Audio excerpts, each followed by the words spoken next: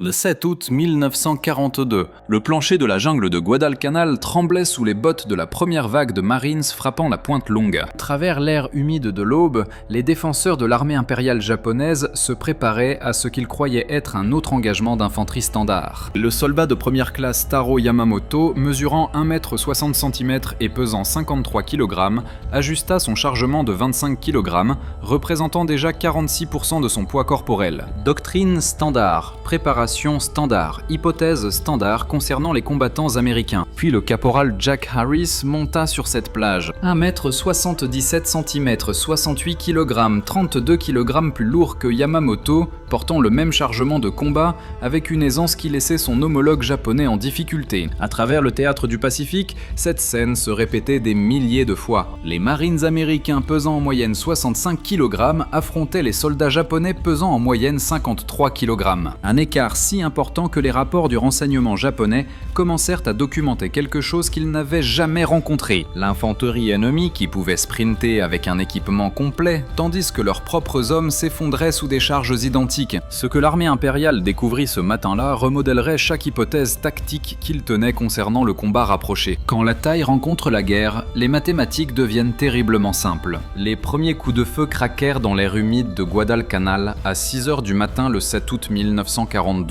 Alors que la vague initiale de Marines des États-Unis frappait Red Beach près de la pointe Longa. Le caporal John Harris de la première division des Marines sentit le poids familier de son fusil M1 Garand, 4 kg 300 g d'acier américain, équilibré contre son épaule gauche alors que ses bottes frappaient le sable volcanique. À 1,77 m et 69 kg, Harris portait son chargement de combat standard de 17 kg avec la démarche facile d'un homme qui s'était entraîné pour ce moment sur les terrains d'entraînement du camp Lejeune. Son équipement de toile contenait 8 chargeurs de munitions 30 6, 2 grenades à fragmentation, un couteau de combat Ka-Bar, une pochette de premier secours et 3 jours de ration K. La charge semblait gérable, distribuée sur son cadre comme un équipement qu'il portait depuis des mois. 300 mètres à l'intérieur des terres, derrière une fortification de rondins et de terre construite à la hâte, le soldat de première classe Taro Yamamoto du régiment d'infanterie 230 de l'armée impériale japonaise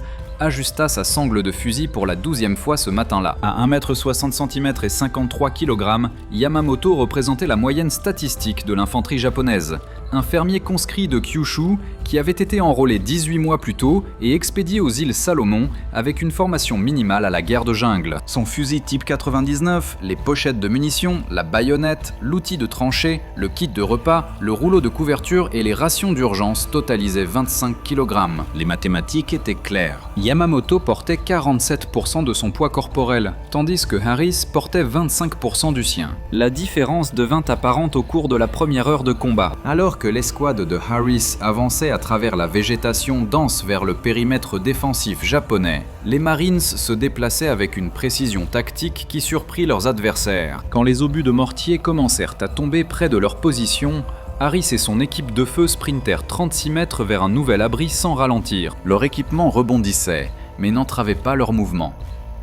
Yamamoto observait à travers le viseur de son fusil alors que les Américains manœuvraient avec une vitesse et une endurance qui défiaient sa compréhension du combat d'infanterie. La doctrine japonaise mettait l'accent sur la furtivité, l'infiltration et les attaques surprises précisément parce que les combats prolongés favorisaient les adversaires plus grands et plus forts. Vers le milieu de la matinée, la disparité physique s'étendait au-delà de la simple capacité de transport de charge. Quand l'escouade de Harris rencontra un nid de mitrailleuses japonaises creusé dans une crête de corail, l'engagement dégénéra en combat rapproché qui exposa l'avantage du poids, de manière que ni l'un ni l'autre côté n'avait pleinement anticipé. Harris, maniant un fusil automatique Browning qui générait un recul important à chaque rafale, gérait le coup de l'arme avec des épaules et un torse qui surpassait Yamamoto de 15 kg. Le taux de cycle du bar de 550 coups par minute et le tir soutenu exigeaient une force physique pour maintenir la précision. Une force qui venait naturellement aux Marines, qui pesaient en moyenne 13 kg de plus que leurs homologues japonais. Le chef de peloton de Yamamoto, le sergent Hiroshi Tanaka,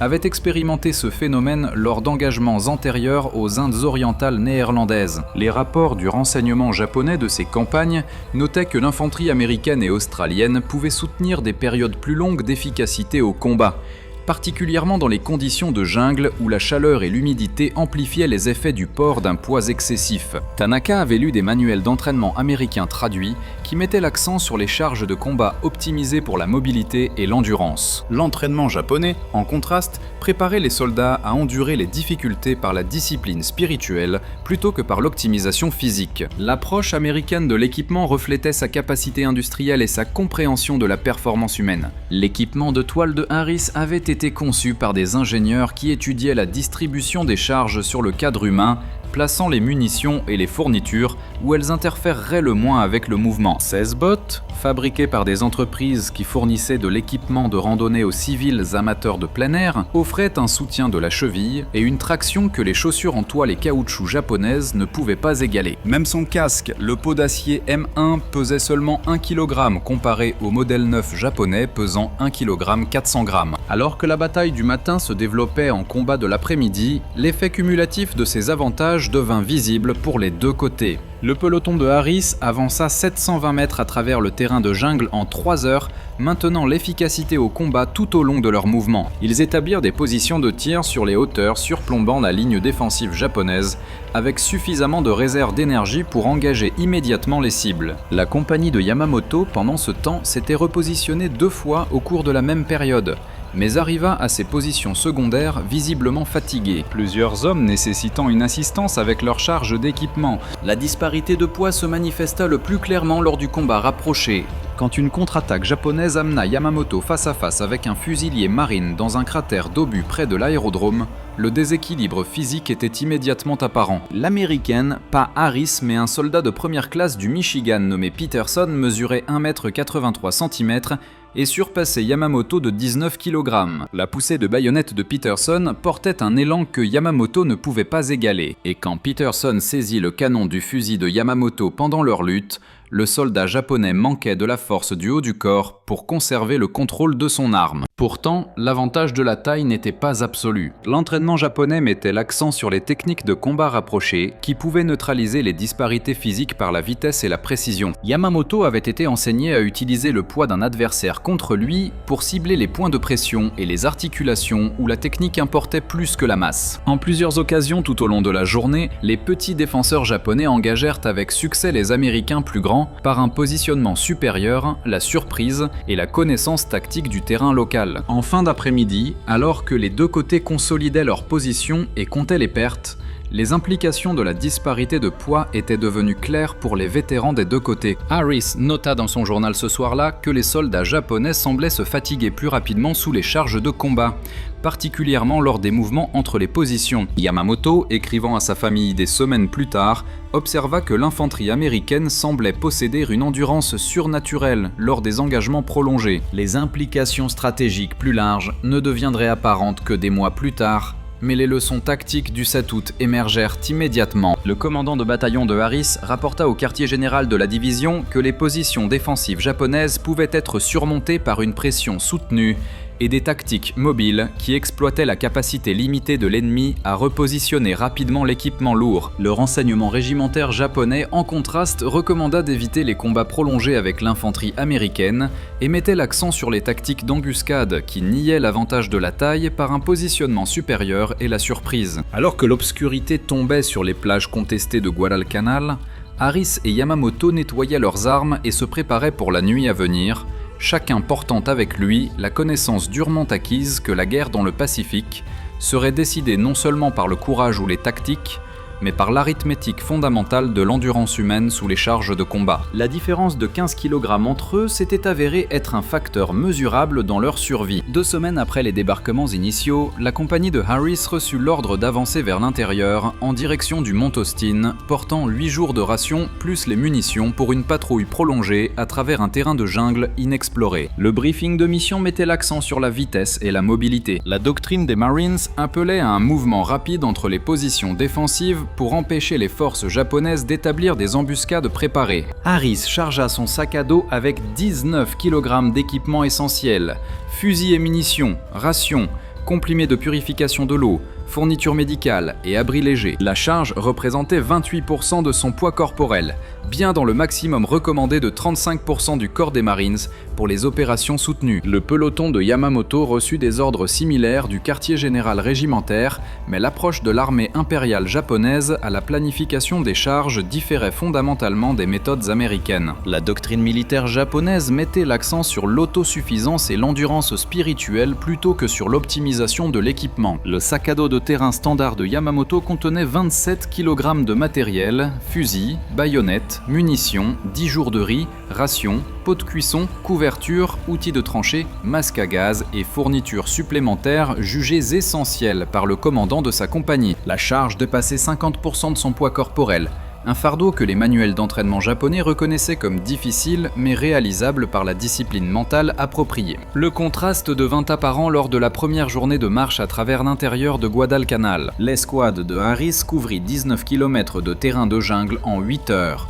Maintenant les formations tactiques qui permettaient une réponse immédiate au contact avec les forces ennemies. Les Marines se déplaçaient en équipe de feu de 4 hommes chacun, avec suffisamment de réserve d'énergie pour établir des positions défensives et mener des patrouilles de reconnaissance à leur arrivée à l'objectif. Harris nota que ses jambes se sentaient fatiguées, mais pas épuisées, et sa respiration restait contrôlée tout au long du mouvement. Le peloton de Yamamoto couvrit la même distance en 11 heures, avec des arrêts de repos obligatoires toutes les 2 heures, pour permettre aux hommes de récupérer des effets de leur charge lourde. Au 3e arrêt de repos, 6 soldats de sa compagnie nécessitaient une assistance pour porter leur équipement, et la formation tactique du peloton s'était dégradée alors que les hommes plus lents tombaient derrière leurs positions assignées. Yamamoto lui-même ressentait une douleur aiguë dans ses épaules et son bas du dos, où les sangles de son sac à dos coupaient dans les muscles déjà tendus par les 2 semaines précédentes de combat. La disparité du port de charge s'étendait au-delà de l'endurance individuelle pour affecter la cohésion de l'unité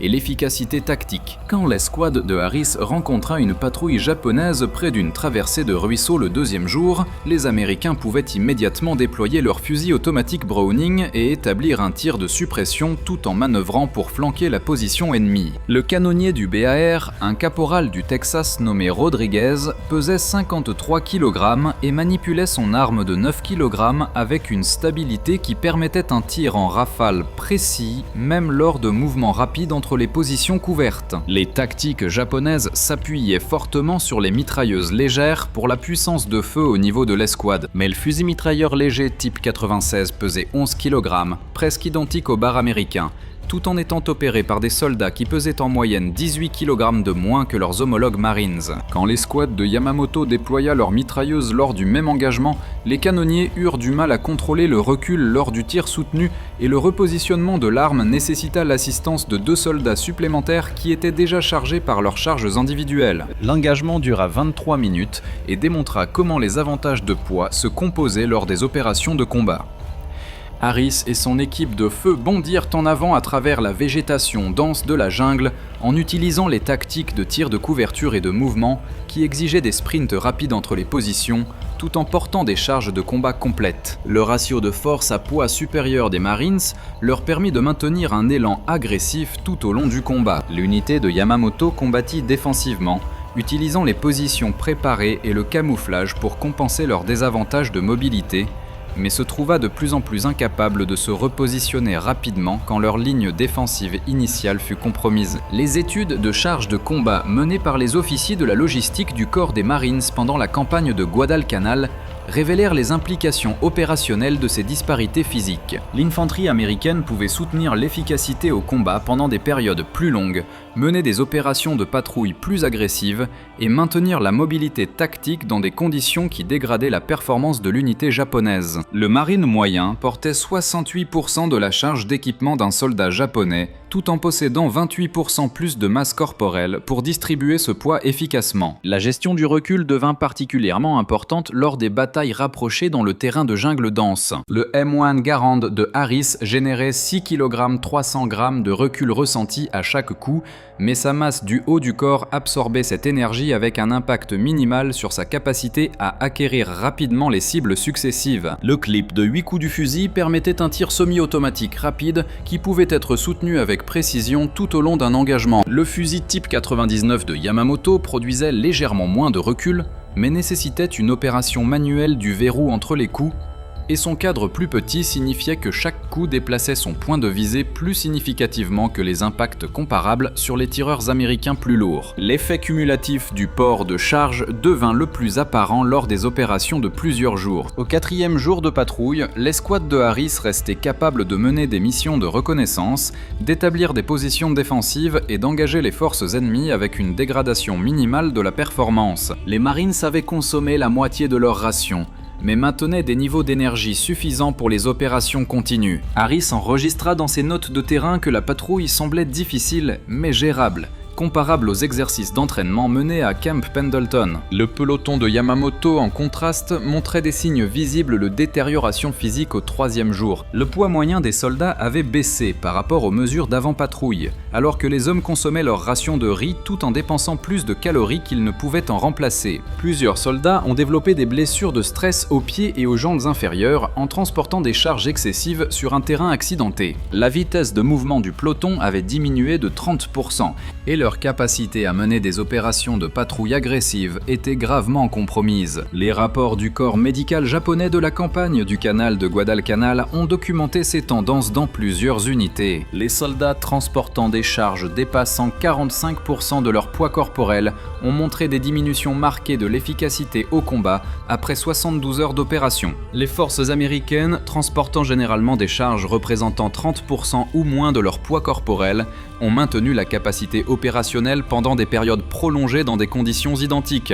La disparité s'étendait au maniement des armes dans un combat soutenu. Pendant un combat de 4 heures près de la rivière Kukona, l'escouade de Harris a dépensé 600 cartouches de munitions 306 tout en maintenant un tir précis tout au long de l'engagement. Les réserves physiques des Marines leur ont permis d'exploiter efficacement leur système d'armes, même s'ils étaient fatigués par les mouvements dans les combats précédents. L'unité de Yamamoto, engagée dans la même bataille, a constaté que leur précision de tir s'était dégradée considérablement après la première heure, car les soldats étaient fatigués de gérer le recul des armes, tout en transportant des charges individuelles excessives. À la fin de la patrouille de 8 jours, l'avantage du poids s'était traduit par une supériorité tactique mesurable. La compagnie de Harris a complété sa mission assignée avant l'échéance, a établi des postes d'observation qui ont fourni des renseignements précieux sur les préparatifs défensifs japonais et est retourné à la base avec 80% de son personnel en condition pour un redéploiement immédiat. L'unité de Yamamoto a nécessité 6 jours supplémentaires pour accomplir des objectifs similaires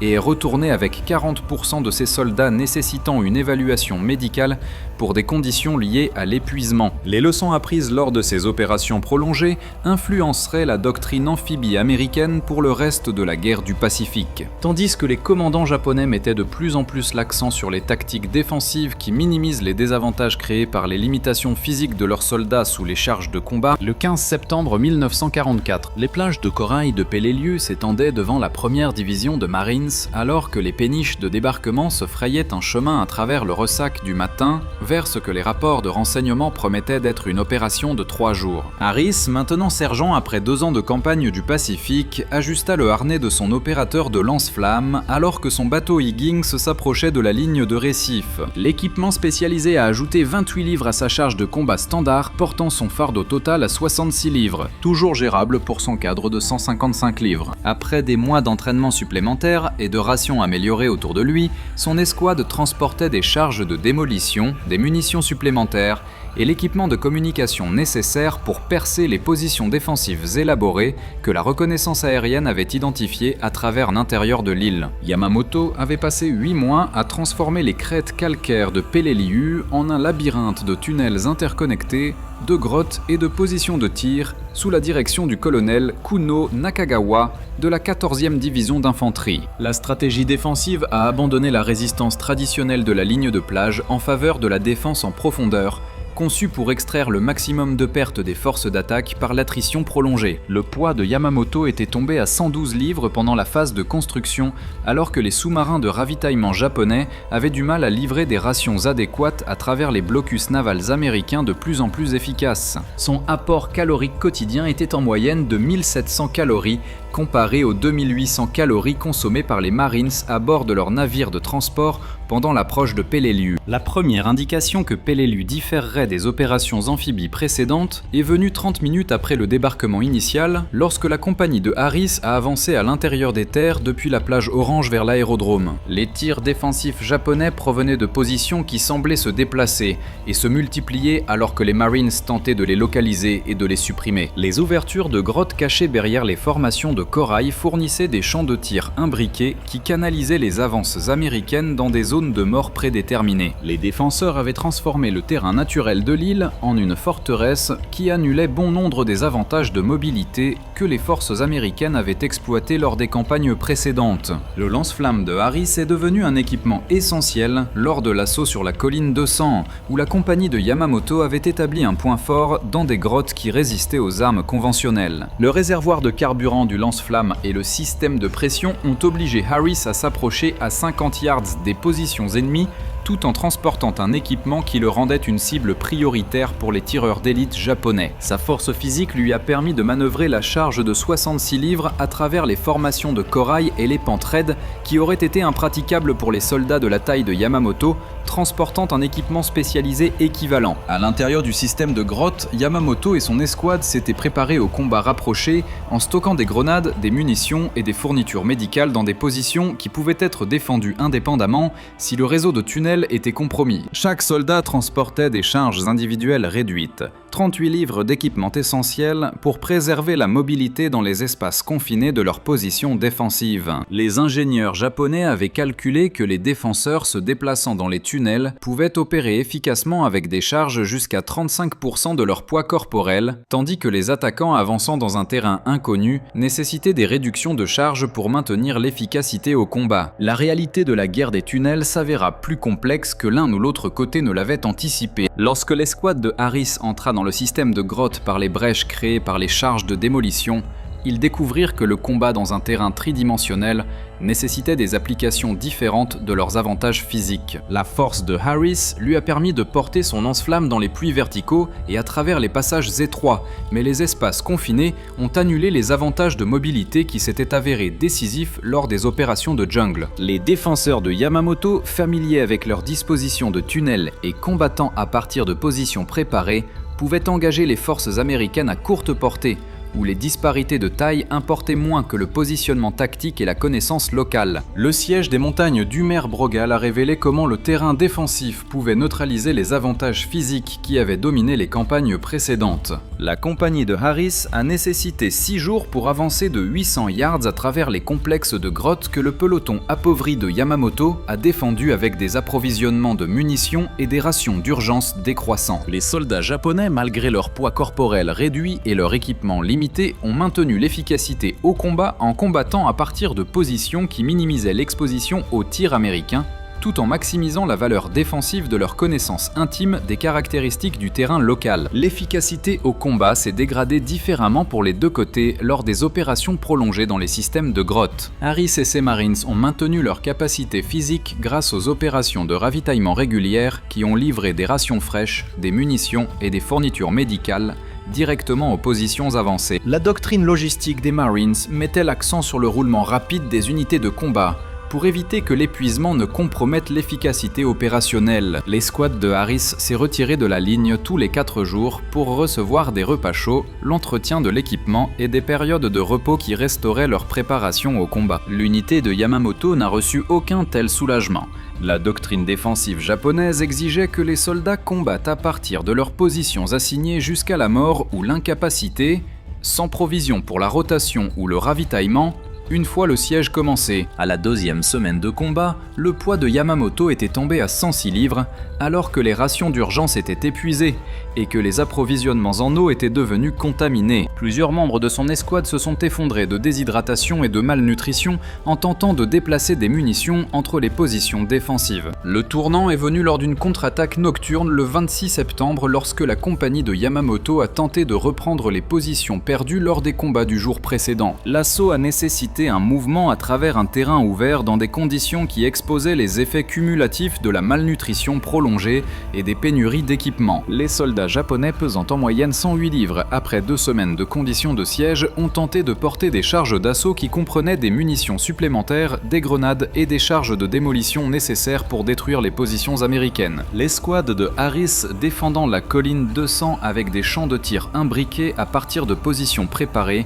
a engagé la contre-attaque avec des armes que leur condition physique supérieure leur a permis d'exploiter efficacement tout au long de la bataille nocturne. Les fusils automatiques Browning des Marines ont fourni un tir de suppression soutenu que les attaquants japonais ne pouvaient pas égaler avec leurs mitrailleuses plus légères, exploitées par des équipages mal nourris. Harris a personnellement éliminé 3 positions ennemies avec son lance-flamme, se manœuvrant entre les formations de corail tout en transportant sa charge d'équipement spécialisé sans assistance d'autres membres de l'escouade. La contre-attaque a échoué avec des pertes dévastatrices parmi les forces japonaises, mais a atteint son objectif stratégique de démontrer que les avantages physiques américains pouvaient être annulés par un positionnement défensif supérieur et l'innovation tactique. Yamamoto, blessé lors de l'assaut mais survivant pour continuer la résistance à partir de positions secondaires, a observé que les forces américaines nécessitaient considérablement plus de temps et de ressources pour réduire les positions défensives préparées que leurs campagnes insulaires précédentes ne l'avaient suggéré. La phase finale de l'opération de Peleliu s'est prolongée jusqu'en novembre, alors que les pertes des Marines ont augmenté bien au-delà des estimations pré-invasion. La compagnie de Harris a subi 60% de pertes lors des combats de grotte, avec de nombreuses pertes résultant des tactiques défensives japonaises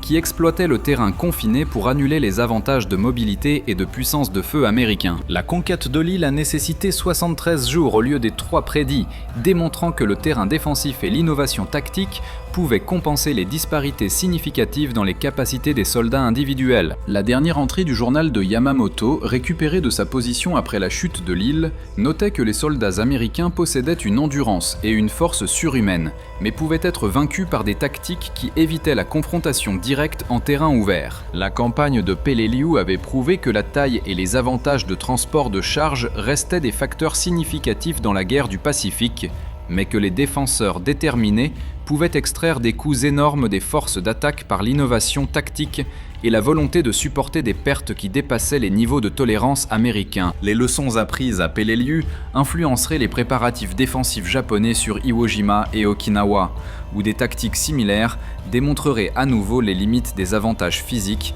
dans la détermination des résultats du combat. Le 24 novembre 1944, les crêtes calcaires de Peleliu avaient consommé la première division de Marines pendant 71 jours, dépassant de loin chaque estimation pré-invasion et remettant en question les hypothèses fondamentales de la doctrine de la guerre amphibie américaine. Harris, pesant maintenant 143 livres après 2 mois de rations de combat et de ravitaillement intermittent, était assis dans un cratère d'obus sur les pentes nord des montagnes d'Umar-Brogal, nettoyant son M1 Grant avec des mains qui tremblaient d'épuisement. Son lance-flamme avait été détruit 3 jours plus tôt par une charge de sac japonaise, et il était revenu à l'équipement d'infanterie standard qui semblait étonnamment léger, après des mois de transport d'équipements spécialisés. Autour de lui, les restes de sa compagnie, originellement 190 Marines, comptaient 47 hommes toujours capables d'opérations de combat.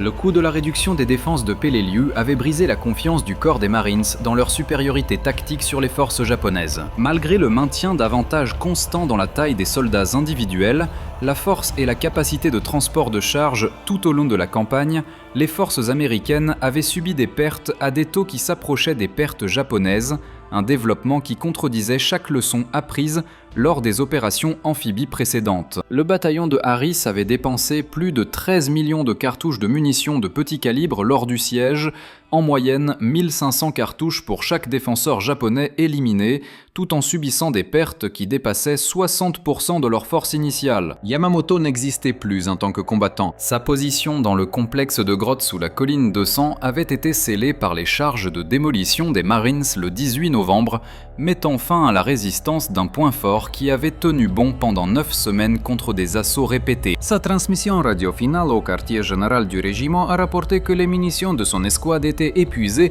et que leur approvisionnement en eau était contaminé. mais qu'ils continueraient la résistance en utilisant des armes américaines capturées et des explosifs improvisés. Les officiers du renseignement ont estimé que le poids de Yamamoto au moment de sa mort était d'environ 98 livres, représentant une perte de 20 livres par rapport à sa condition pré-bataille. Les avantages physiques qui avaient dominé les campagnes antérieures du Pacifique s'étaient avérés insuffisants contre les tactiques défensives qui neutralisaient la mobilité et exploitaient les exigences logistiques américaines. La doctrine des Marines mettait l'accent sur le mouvement rapide et la puissance de feu écrasante pour réaliser des victoires décisives rapides. Mais le terrain de Peleliu canalisait les attaques dans les zones de mort où les défenseurs japonais pouvaient engager des forces supérieures à partir de positions préparées. Harris avait observé que sa force et son endurance supérieure ne signifiaient rien en avançant à travers les formations de corail qui fournissaient un camouflage parfait pour les tireurs d'élite ennemis et les nids de mitrailleuses. L'évaluation du colonel Lewis Puller de la campagne livrée au quartier général de la division le 20 novembre a reconnu que les hypothèses tactiques américaines nécessitaient une révision fondamentale. Les forces japonaises avaient démontré que les positions défensives préparées pouvaient compenser les disparités significatives dans les capacités des soldats individuels, particulièrement lorsque les défenseurs possédaient une connaissance intime du terrain local et la volonté de supporter des pertes dépassant 90%. Puller a noté que les avantages des Marines en taille, équipement et logistique s'étaient avérés décisifs uniquement lorsque les opérations pouvaient être menées en terrain ouvert, qui permettait la guerre de manœuvre. L'effondrement de la résistance japonaise a suivi des modèles prévisibles établis lors des campagnes insulaires précédentes, mais s'est produit beaucoup plus lentement que les planificateurs américains ne l'avaient anticipé. La compagnie de Yamamoto avait maintenu une résistance organisée pendant 8 semaines, tout en consommant des rations d'urgence qui fournissaient moins de 1200 calories par jour. Les examens médicaux des soldats japonais capturés ont révélé des pertes de poids moyennes de 24 livres lors du siège, avec de nombreux défenseurs souffrant de malnutrition grave et de déshydratation, qui auraient incapacité les forces américaines dans des conditions similaires. Harris a été témoin des positions défensives finales japonaises étant réduites par l'application systématique des lance-flammes, des charges de démolition et des combats rapprochés qui ont exigé que les équipes d'assaut des Marines avancent mètre par mètre à travers des zones de tir préparées. Les tactiques qui se sont finalement avérées efficaces différaient considérablement des approches basées sur le mouvement rapide et la mobilité qui avaient caractérisé les opérations amphibies antérieures. Les Marines ont appris à avancer en utilisant des tactiques de petites unités qui minimisaient l'exposition aux tirs défensifs tout en maximisant l'application d'armes spécialisées que les forces japonaises ne pouvaient pas égaler. Le coût humain de ces tactiques révisées est devenu apparent lors des opérations d'évacuation des blessés qui ont continué tout au long de la dernière semaine de combat. La compagnie de Harris a eu besoin d'assistance du personnel de l'arrière pour transporter les Marines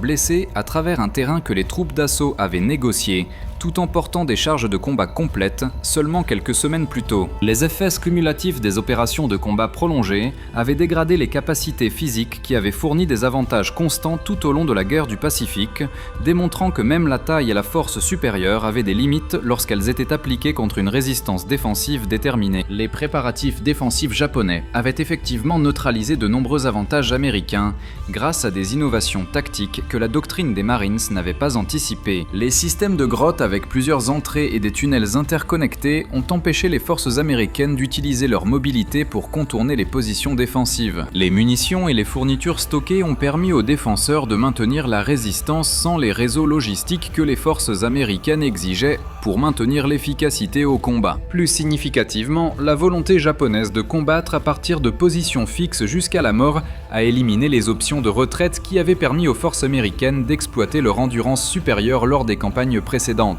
La dernière semaine d'opération a révélé à quel point la campagne s'était écartée des attentes d'avant l'invasion. Le peloton de Harris a été réduit à 12 Marines à partir de son effectif initial de 37 et a exigé le soutien des unités d'infanterie de l'armée pour compléter la réduction des positions japonaises restantes. Les avantages physiques qui avaient dominé la guerre de jungle se sont avérés inadéquats pour les opérations de siège qui exigeaient un équipement spécialisé, un soutien logistique considérable et des taux de remplacement des pertes qui dépassaient les capacités du corps des Marines pour les opérations soutenues. L'analyse du renseignement menée après la capture de l'île a documenté la transformation de la doctrine défensive japonaise en réponse aux avantages physiques et d'équipement américains. Les forces ennemies avaient abandonné les tactiques de défense mobile qui s'étaient avérées vulnérables à l'endurance supérieure américaine et à la capacité de transport de charge. Au lieu de cela, les commandants japonais avaient développé des approches de guerre positionnelles qui minimisaient l'importance des capacités des soldats individuels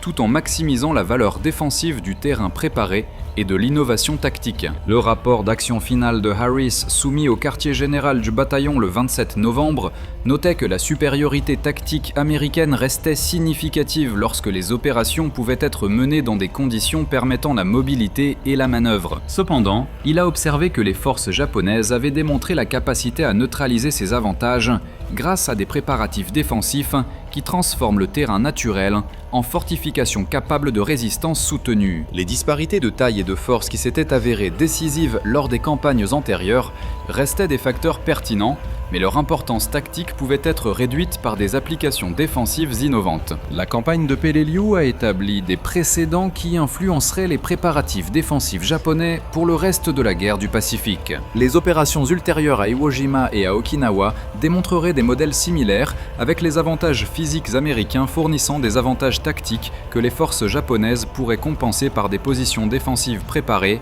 et la volonté de supporter des pertes que les forces américaines trouvaient politiquement inacceptables. L'écart de poids entre les soldats américains et japonais restait un facteur mesurable dans l'efficacité au combat, mais son importance stratégique avait été fondamentalement altérée par les innovations défensives qui exploitaient les exigences logistiques américaines et la sensibilité aux pertes. Harris a quitté Peleliu le 2 décembre 1944 à bord d'un navire hôpital en direction de Pearl Harbor, portant des blessures qui mettraient fin à son service au combat, mais portant aussi des leçons sur les limites des avantages physiques dans la détermination des résultats militaires. Le 15 décembre 1945, la salle d'hôpital à la station navale de Pearl Harbor hébergeait des Marines se rétablissant de blessures subies au cours de 3 ans de campagne du Pacifique, leurs expériences s'étendant des jungles de Guadalcanal aux crêtes imbibées de sang d'Okinawa. Harris était assis près d'une fenêtre donnant sur le port, sa jambe gauche se rétablissant toujours des blessures par éclat d'obus reçues lors des dernières semaines à Peleliu, lisant des lettres de membres de l'escouade qui avaient survécu à la guerre. Pesant 67 kg, 3 kg de moins que son poids d'avant-guerre,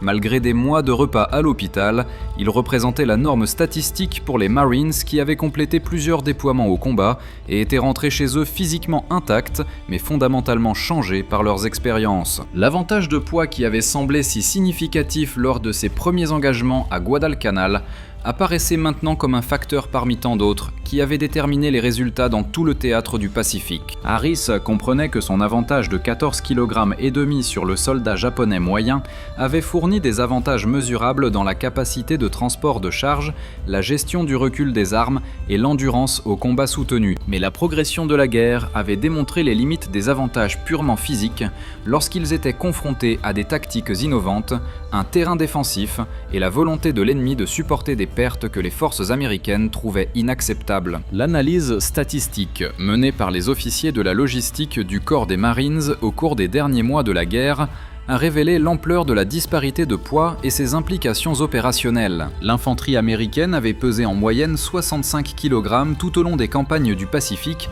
tandis que les dossiers du personnel japonais capturé indiquaient que leurs soldats pesaient en moyenne 53 kg à induction, diminuant à environ 47 kg à la fin de la guerre en raison d'une nutrition inadéquate et de soins médicaux. La différence de 13 à 18 kg s'était traduite par des avantages américains constants dans l'efficacité au combat individuel. Mais ces avantages avaient exigé un soutien institutionnel grâce à une logistique supérieure, des soins médicaux, une conception d'équipement et une doctrine tactique pour obtenir des résultats stratégiques. L'évolution des tactiques défensives japonaises avait systématiquement réduit l'importance des avantages physiques américains grâce à des innovations qui exploitaient le terrain, les positions préparées et les approches de guerre asymétriques. Harris se souvenait que les systèmes de tunnels à Peleliu avaient annulé de nombreux avantages de la taille et de la force supérieure en canalisant le combat dans des espaces confinés, où le positionnement tactique importait plus que les capacités physiques individuelles. Les commandants japonais avaient appris à éviter les affrontements directs qui mettaient en évidence les avantages américains, tout en créant des conditions où la taille plus petite de leurs soldats devenait bénéfique pour le mouvement à travers les positions défensives et la dissimulation face à l'observation ennemie. Les études d'efficacité au combat complétées après la guerre ont documenté comment les différences de poids avaient influencé des aspects spécifiques des opérations d'infanterie tout en restant secondaires aux facteurs stratégiques plus larges. Les soldats américains ont démontré des performances supérieures dans les exercices de transport de charges avec les Marines, capables de transporter régulièrement des charges d'équipements plus lourdes sur de plus longues distances que le personnel japonais, d'une formation et d'une expérience équivalentes.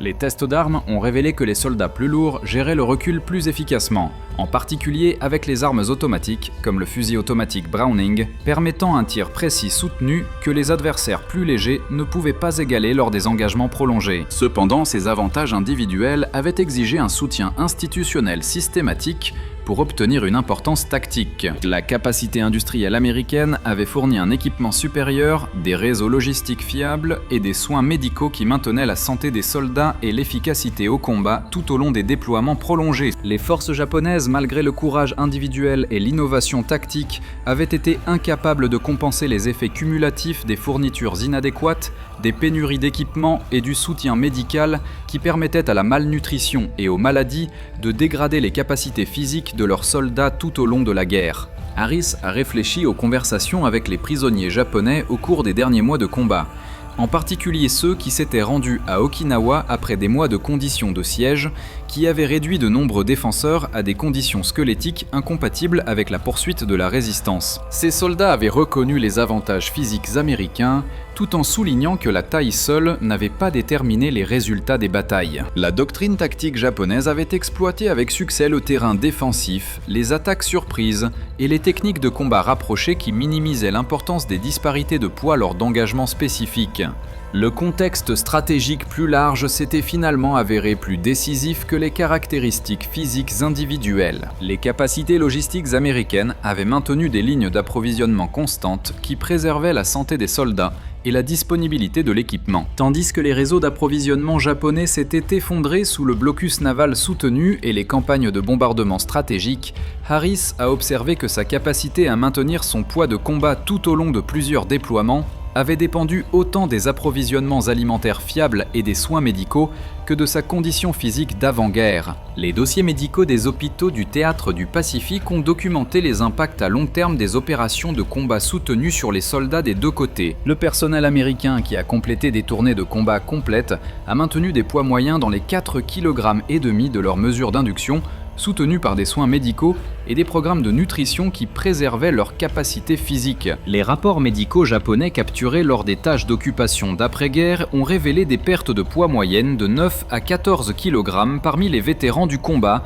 avec de nombreux survivants montrant des signes de malnutrition chronique qui affecteraient leur santé pendant des décennies après la conclusion de la guerre. Les avantages technologiques qui avaient soutenu le succès tactique américain s'étendaient au-delà de l'équipement individuel, pour englober des approches systématiques de l'optimisation des performances humaines. Les programmes d'entraînement du corps des Marines avaient mis l'accent sur le conditionnement physique qui préparait les soldats à porter efficacement les charges de combat, tandis que la conception de l'équipement s'était concentrée sur la distribution du poids et les considérations ergonomiques qui maximisaient l'efficacité individuelle. L'entraînement japonais avait mis l'accent sur la discipline spirituelle et l'endurance, mais manquait de l'approche scientifique de l'ingénierie des facteurs humains que les planificateurs militaires américains avaient appliqué au développement de l'équipement et des tactiques. Les évaluations du renseignement complétées au cours de la période d'occupation ont révélé comment le leadership militaire japonais avait compris et tenté de compenser les désavantages physiques de leurs soldats. Les manuels tactiques capturés aux unités vaincues contenaient des discussions détaillées de techniques conçues pour compenser les avantages américains en taille et en force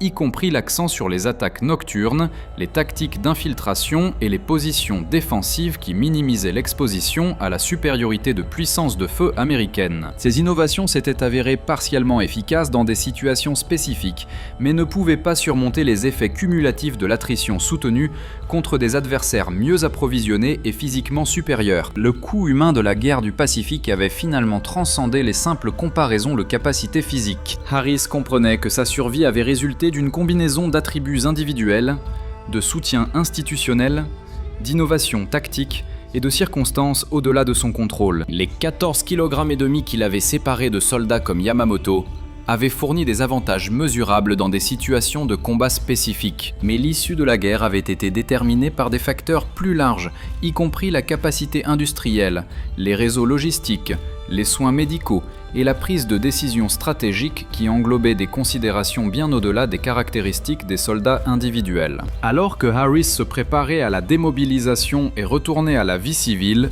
il a reconnu que l'avantage de poids que avait semblé si significatif lors de ses premières rencontres à Guadalcanal représentait un composant d'un système plus large qui avait permis la victoire américaine. Les disparités physiques entre les soldats américains et japonais avaient influencé les résultats tactiques et les taux de survie individuels.